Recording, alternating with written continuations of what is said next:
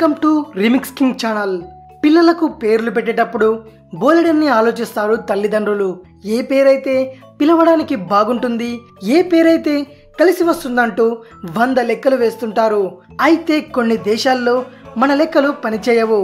ఎందుకంటే కొన్ని పేర్లను ఆయా ప్రభుత్వాలు నిషేధించాయి. మనకి ఎంత నచ్చినా సరే ఆ లిస్టులో ఉన్న పేర్లు గనక పెడితే జైలుకు పోవాల్సిందే. మలేషియాలో పిల్లలకు జంతువులు, పురుగులు, పండ్లు, కూరగాయలు, రంగుల అర్థాలు వచ్చే పేర్లు పెట్టకూడదు. అలాగే హిట్లర్, వోతి లాంటి చాలా పేర్ల మీద అక్కడ బ్యాన్ చేశారు. ఐస్లాండ్ లో క్రిస్టీ, క్రిస్టా, కరోలినా లాంటి పేర్లు పెట్టకూడదు. ఎందుకంటే వాటిలో సి అనే అక్షరం ఉంటుంది కదా. ఐస్లాండ్ దేశ అక్షరమాలలో సి అనే అక్షరం ఉండదు.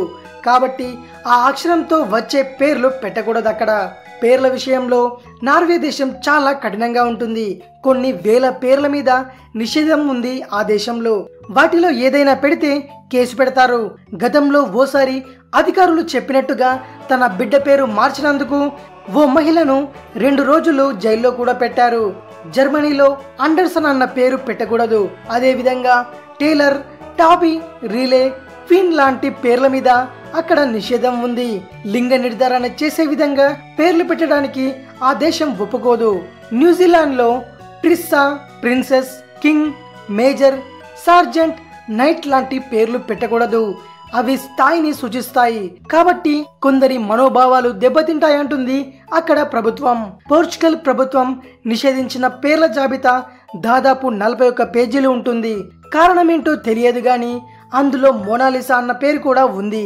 అంతేకాకుండా అక్కడ పిల్లలు పుట్టే సమయానికే పేరు ఆలోచించి పెట్టుకోవాలి.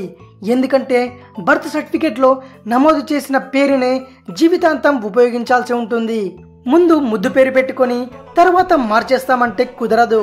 కానీ మన దేశంలో అటువంటి సమస్యలేవీ లేవు. ఏ పేర్లైనా మన పిల్లలకు స్వాతంత్రంగా పెట్టుకోవచ్చు. ఇది విషయం.